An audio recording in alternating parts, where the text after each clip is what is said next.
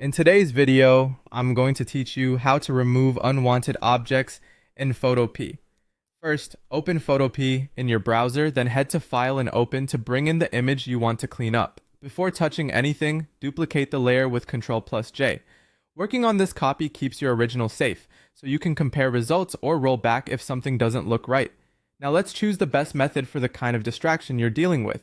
For small blemishes, dust spots, or tiny objects, the spot healing brush is the quickest option. Select the spot healing brush tool. In the top settings, set mode to normal and type to content aware so Photopea analyzes nearby pixels for a natural blend. Adjust the brush so it's just a bit larger than the object. Then paint right over the distraction with short, controlled strokes.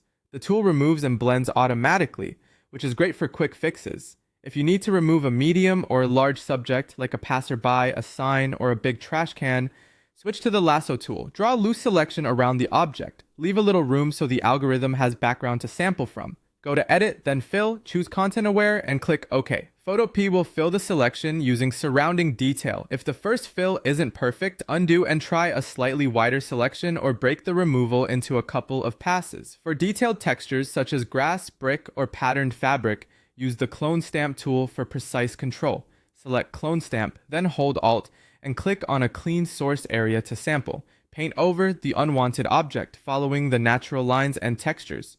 Resample often by alt-clicking new areas, especially if the pattern shifts, to avoid visible repeats and keep the result realistic. Once the object is gone, do a quick cleanup. Switch back to the spot healing brush to touch up tiny imperfections that remain. Zoom in with Ctrl+ the plus key for accuracy, and take your time around edges and transitions. To blend everything seamlessly, lightly soften any hard seams with a soft brush or the blur tool at a low strength. A gentle pass is all you need to unify edges without turning details muddy. When you're happy, save your work.